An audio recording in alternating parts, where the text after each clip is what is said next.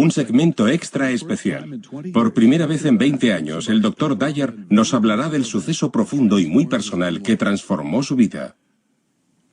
Una de las ideas más importantes para mí procede de algo que leí en el último libro de Castaneda, titulado El lado activo del infinito. En El poder de la intención escribí un capítulo entero sobre nuestro conflicto con la infinidad. Ese libro decía algo que causó un impacto profundo en mí. Decía que el problema de la humanidad, de las personas en la cultura occidental que no viven de la fuente, es que todos ocupamos un cuerpo que va a morir. Pero nos comportamos como si no fuera así. Reflexioné sobre esa idea durante mucho tiempo.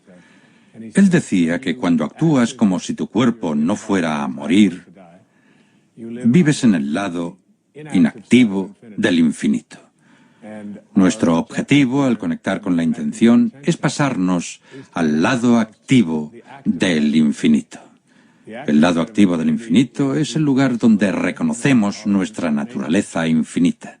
Así entendemos las palabras de Jesús cuando dice que estamos en este mundo, pero no somos de este mundo.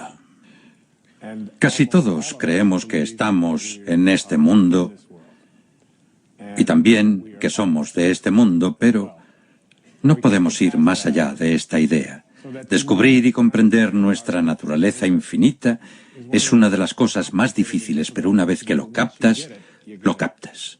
Me acuerdo de cuando vivía en Mount Clemens, Michigan, en casa de una señora maravillosa que acogía a niños que se encontraban en la misma situación que yo y que mi madre. Nací en 1940. Mi madre tenía 3 hijos varones de menos de 4 años. Yo era el más pequeño y mi padre, cuando yo tenía año y medio o 2, se marchó sin más. Mi madre le pidió el divorcio y él, que tenía 3 hijos, no llamó nunca. Ni una vez en toda su vida. No hizo el menor intento de contactarnos o de contribuir a nuestra manutención. Y yo solía preguntarme cómo alguien podía... Mi madre era una bellísima persona y todo el mundo... Ella nos reunió de nuevo cuando yo tenía 9 años en 1949. Todos mis amigos querían venir siempre a mi casa porque era un lugar donde no se juzgaba a nadie, era divertido, ellos lo pasaban bien, siempre había comida para todos. Era un lugar especialmente alegre, emocionante, hermoso.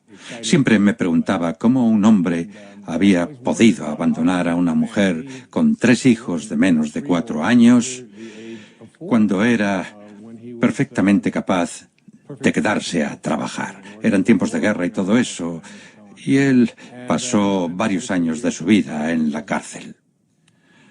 A mí me corroía por dentro el deseo de conocer a ese hombre, de encontrarlo. Soñaba con él, estaba lleno de rabia. Un momento decisivo en mi vida llegó cuando cambió la imagen que tenía de mi padre.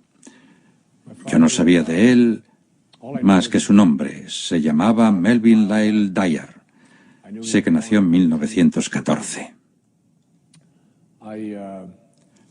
Por las noches, a menudo soñaba que lo veía. Despertaba lleno de ira, a veces sudando. Soñaba que me peleaba con él cuando dormía y me despertaba empapado, furioso. Durante todos esos años, hasta que cumplí los 34, en 1974, soñaba con él casi cada noche. Siempre le pedía a mi madre que me contara algo de él, cosas como dónde estaba. Ella albergaba hacia él un profundo resentimiento. Así pues, recibí una nota en 1974 o 73 que me informaba de que mi padre me la había enviado una prima a quien no conocía, llamada Dorothy Phillips. Me decía que mi padre había muerto 10 años atrás, en 1964, a los 49 años, de cirrosis, y que estaba enterrado en Biloxi, Mississippi. Había muerto en Nueva Orleans. Esa era toda la información de la que ella disponía. Mis dos hermanos no querían ni oír nombrar a mi padre, creo que en parte porque se acordaban de él, eran 1 o 2 años mayores que yo. No querían saber nada, pero yo tenía una curiosidad muy grande, casi innata, por saber quién era esa persona. Por encima de todo, quería saber cómo había podido hacer eso y si reconocía a sus 3 hijos. De hecho, solo quería saber si reconocía a un hijo llamado Wayne. En esa época, yo trabajaba como profesor en la Universidad de St. John, en Nueva York. Daba clases de asesoramiento psicológico. Era la época en que Lyndon Johnson había incluido muchas cosas en su programa para una gran sociedad y se estaban integrando algunas escuelas del sur. Me ofrecieron un puesto en el gobierno federal, un trabajo temporal y a tiempo parcial para compaginarlo con mi labor docente. Debía coger un vuelo a un lugar de Mississippi llamado Universidad de Mujeres del Estado de Mississippi, que estaba en la ciudad de Columbus. Yo acababa de enterarme, no recuerdo exactamente hacía cuánto tiempo, de que mi padre había muerto. Al consultar un mapa vi que Columbus estaba a solo unos 300 kilómetros de Biloxi. Sabía que habían enviado el cadáver de mi padre como el de un indigente de Nueva Orleans a Biloxi. Así que llegué a Columbus, impartí mis clases y redacté mi informe sobre los derechos civiles, sobre si serían o no respetados. Luego alquilé un coche un viernes por la tarde. Era un Dodge Cornet de 1974 azul. En aquella época los cinturones de seguridad solo te sujetaban por la cintura y no por los hombros. Por extraño que parezca, mi vida en aquella época era muy inestable. Yo bebía, mantenía una relación que no me satisfacía, no acababa de centrarme como escritor, estaba pasado de peso, tenía muy poca disciplina, el ego dominaba demasiado mi vida. Siempre supe que estaba destinado a otras cosas, pero la obsesión con mi padre interfería en ello, me llenaba de rabia. Así que fui y subí al coche. Lo alquilé en una agencia Avis. Nadie lo había alquilado antes. Nadie lo había conducido siquiera. El cuentakilómetros estaba a 0. A 0,006 millas o algo así. Lo habían traído ese día en un camión para que yo lo alquilara. Así que lo alquilé, me subí, comencé a ponerme el cinturón, me puse el izquierdo primero y cuando me incliné hacia el otro lado vi que no tenía cinturón derecho. Yo era un maniático de los cinturones de seguridad, así que bajé del coche para encontrar ese cinturón, saqué el asiento y lo dejé en el suelo. Y allí, pegada al suelo del coche y envuelta en plástico, estaba la hebilla.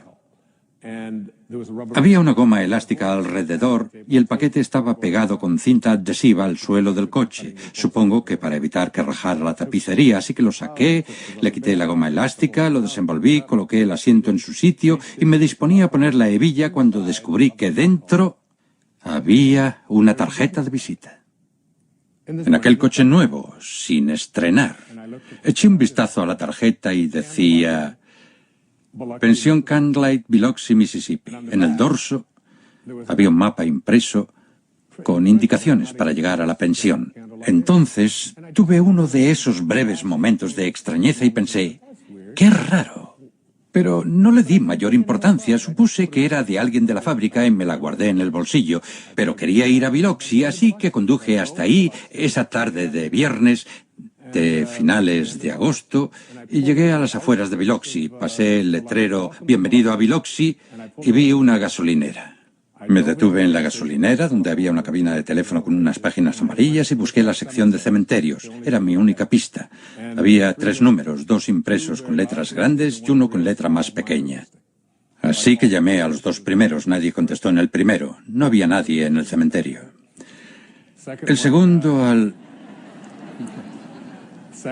al que llamé comunicaba constantemente, así que llamé al número pequeño y contestó un hombre con acento sureño. Le dije: llamo para preguntar si hay un tal Melvin Lyle Dyer que murió en 1964, creo que fue en ese año, enterrado en su cementerio. Él respondió: en realidad esto no es un cementerio, pero sí que hay gente enterrada aquí. Dijo que iría a echar un vistazo y tardó al menos 10 minutos en regresar.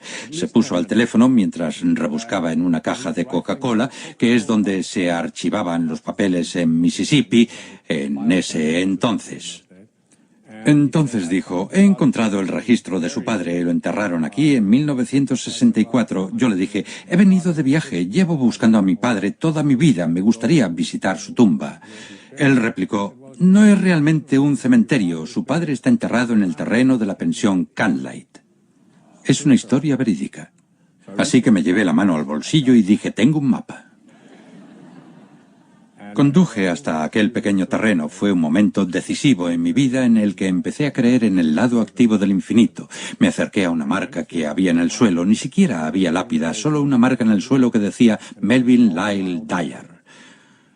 No recuerdo las fechas exactas, pero estoy casi seguro de que eran 1914-1964. Me quedé ahí un rato y cuando entré en la pensión el hombre me dijo: puede irse cuando quiera, pero cuando lo haga cierre la valla con la cadena. Le dije que así lo haría. Salí de nuevo. Eran como las 5:15 y permanecí allí casi 3 horas. Ya había oscurecido, eran las 8 y no hice más que maldecir a mi padre pisoteando el suelo y diciendo: ¿cómo pudiste hacer eso? ¿En qué estabas pensando? ¿Cómo pudiste marcharte y no llamar nunca? Se me saltaron las lágrimas. Fue un momento culminante y muy emotivo de mi vida. Entonces algo se adueñó de mí y me acordé de lo que Mark Twain decía sobre el perdón. El perdón es la fragancia que la violeta deja en el talón que la ha pisado. Se apoderó de mí una sensación que nunca había tenido y le dije a mi padre: te perdono. No sé por qué. Dije: a partir de este momento y para el resto de mi vida te transmitiré amor. Te veré siempre con afecto. Así que puse la cadena, me alejé en el coche, volví a casa, volé de regreso a Nueva York, me tomé un breve periodo sabático de unas 2 semanas y fui a un lugar en Fort Lauderdale, Florida, al motel Spindrift. Me alojé allí y escribí un libro llamado Tus zonas erróneas. Hoy se han publicado 32 millones de ejemplares de ese libro en 48 idiomas y lo escribí en menos de 2 semanas, de principio a fin. Cuando me marché de ahí, empecé a hacer footing. Poco después adquirí la costumbre que he mantenido 22 años de correr 13 kilómetros cada día. Dejé de beber, inicié una nueva relación en mi vida. Los hijos que había querido tener empezaron a aparecer. Cambié mi dieta. Dejé de comer alimentos tóxicos y de tener comportamientos tóxicos. Y todo lo que he sido capaz de crear y lograr en mi vida ha sido posible porque, por alguna razón misteriosa, una tarjeta de visita había ido a parar a un coche sin estrenar y después a mi bolsillo cuando me disponía a ir en busca de mi padre. No tengo ni un atisbo de explicación para ello. Es místicamente misterioso, pero ese acto me cambió literalmente la vida y la dio un vuelco. Recuerdo que de niño, cuando vivía en el 231 de Town Hall Road en casa de la señora Scarf, ella se acercó una tarde y nos entregó a mi hermano Dave y a mí un plátano a cada uno. Estábamos en el porche trasero. Y ella, con el rostro bañado en lágrimas, nos dijo: el señor Scarf ha muerto esta mañana. Yo, tan inocente a mis 6 o 7 años, le pregunté: ¿y cuándo volverá? Y ella respondió: nunca. Recuerdo que pelé ese plátano, me fui a mi litera, me acosté e intenté imaginar ese nunca. No sé si han pensado nunca que irse a dormir y morirse durante 1.000.000 de años no es gran cosa, pero nunca, nunca. Fue entonces cuando empecé a comprender mi naturaleza infinita y a vivir en el lado activo del infinito. Hoy sé que lo que me ocurrió con mi padre, ese perdón activo, fue un instrumento muy potente que sembró en mí el objetivo que me ha traído hasta aquí y que me ha permitido crear este programa, el libro que he escrito y todos los otros logros de mi vida, incluidos mis hijos, incluido todo lo que más aprecio, incluida mi salud, mi capacidad de hablar sin leer notas, mi voz. Todo ello surgió a raíz de ese acto de perdón. Vivo a partir de ese momento en el lado activo del infinito. Ya no vivo en un cuerpo que creo que no morirá. Sé que morirá, pero también sé que no es yo. Estoy total y absolutamente reconciliado con ello. No soy este cuerpo. Soy un ser infinito disfrazado de un hombre que les habla en este momento. Que Dios les bendiga. Gracias. Gracias.